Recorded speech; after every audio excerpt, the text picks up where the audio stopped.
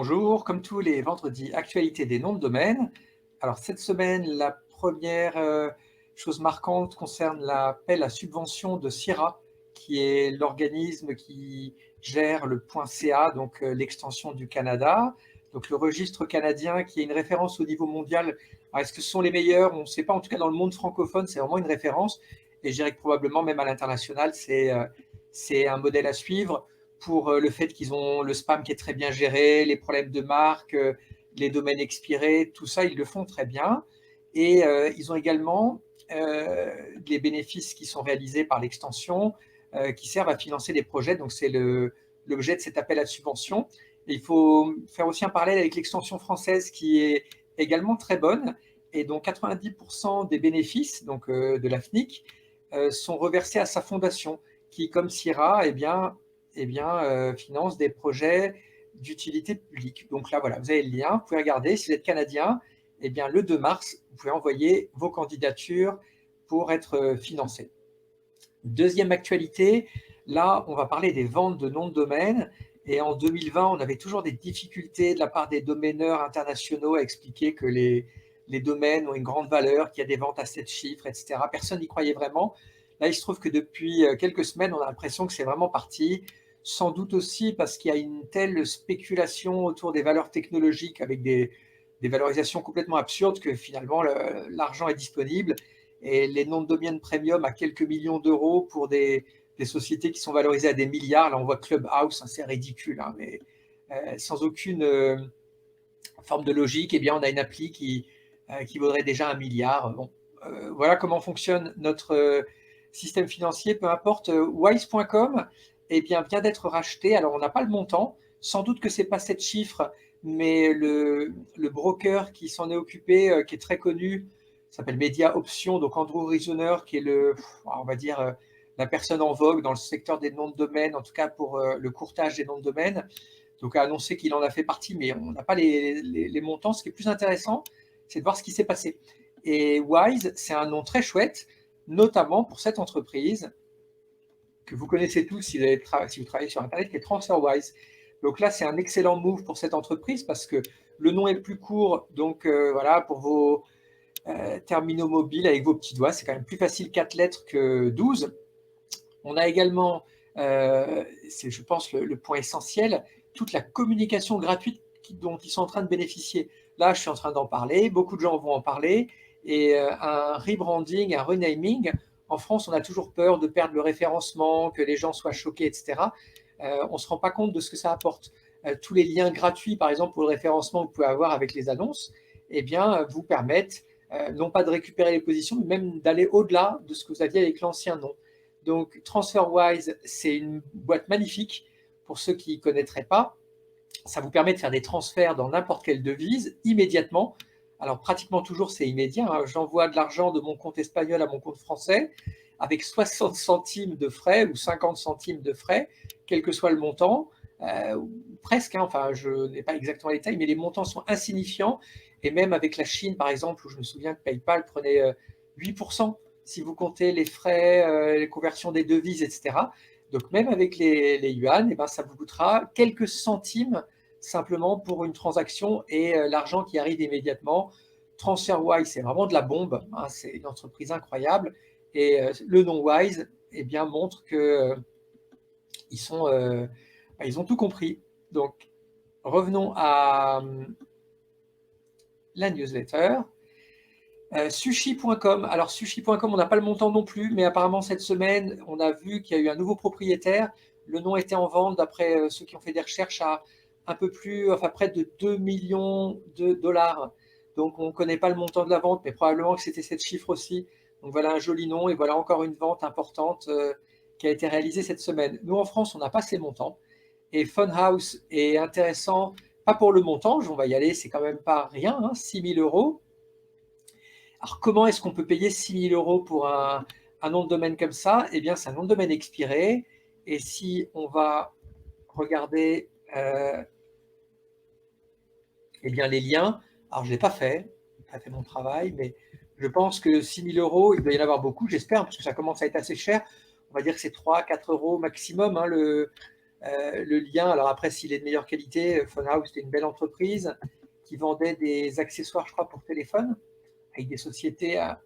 Bah non, les métriques sont pas terribles du tout, hein. 26, 19, 592, bon, rien d'exceptionnel. Eh bien, écoutez, il y a peut-être des très bons liens, certainement, hein, parce que les personnes qui achètent font une analyse, hein, de tous les liens, les 592 recensés par Majestic ou d'autres outils. Alors pourquoi je vous en parle? Parce que donc c'est Domexpire qui a récupéré le nom de domaine, et c'est intéressant parce que pour les .fr, vous aviez 6 acteurs historiquement, et Domexpire, c'était plutôt le petit qui est là et qu'on salue. Et de plus en plus, ben là, c'est lui qui a récupéré le plus joli nom, puisque 6 000 €, c'est la plus belle enchère de la semaine. En France, on dépasse rarement ces montants-là. Pourquoi est-ce qu'on peut en parler aussi? C'est parce que c'était une marque, et quid d'une marque? Est-ce qu'elle est encore déposée? Alors, je vais sur... Moi, j'utilisais encore ici marque, ça ne s'appelle plus comme ça, mais Google le trouve encore.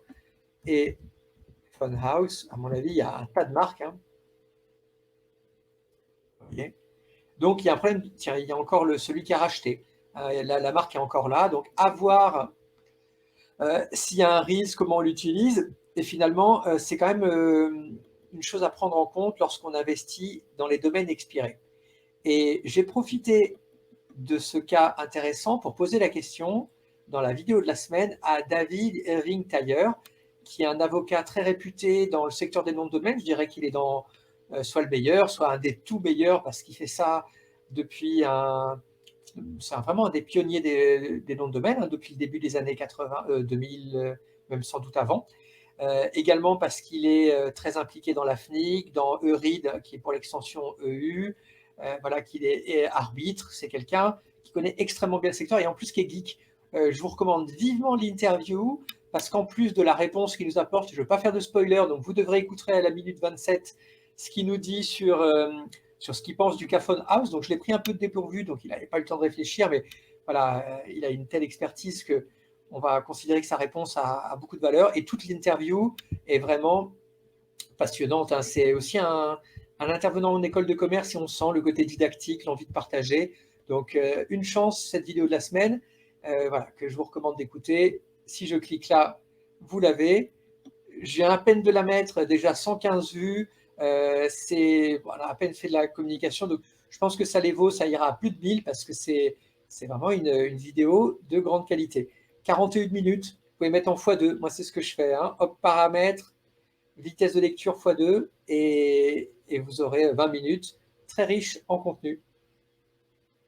On continue l'actu. Les noms de domaines disponibles, alors je suis navré, comme je vous l'avais dit la semaine dernière, c'est une fois toutes les 2 semaines maintenant, parce que ça me prend beaucoup de temps. Et même s'ils sont très sympas, ben je pense qu'ils sont plus libres. On va regarder, par exemple, je vais en prendre ici. Alors, bon, il y en a certainement qui sont libres, au moins la moitié, j'espère. Donc, si je vais, moi j'utilise Bulk de EuroDNS pour savoir. EuroDNS, c'est juste pour le bulk, hein, parce que c'est vraiment pas un registraire que je vous recommande, même si tout change, hein. Il était très problématique, peut-être que c'est moins le cas maintenant, mais bon, ils ne sont pas bon marché. Je n'ai pas d'infos positives en ce sens, mais voilà, pour le... Alors si, on a encore pas mal de libres. Donc vous voulez les enregistrer, évidemment, où vous voulez. Alors, qu'est-ce qu'il y a de sympa? Le Bricoleur, Le Monde Auto, Materis, si vous voulez créer une marque, Online Bank, Smart Football, bon, c'est pas mal, Kaleos, voilà. Donc, il y en a plein d'autres, hein. Et la semaine prochaine, promis, je recommence, et vous aurez une liste, puisque ce sera une fois tous les 2 semaines maintenant. Et dans la fin de l'actu, à lire, à voir, cette semaine, j'ai remarqué un webinaire de CSC. Alors, CSC, c'est le numéro 1 mondial pour les registrars à grand compte. Et comme souvent, le numéro 1 mondial est loin d'être le meilleur. Donc, si je vous recommande un registrar à grand compte d'être une boîte du CAC 40, vous avez envie d'avoir un registrar, ils sont très surcotés, les Américains. Pour ne pas dire... Enfin, le mot surcoté, il est faible, hein. On a Save Brands qui est beaucoup plus pointu, où ils sont très compétents. Nemshield qui est en train de monter, dont on a parlé dans les actus récentes. Les Français sont bien meilleurs. L'équipe de CSC avec les Français, Patrick Hauss, il connaît très bien son métier, etc.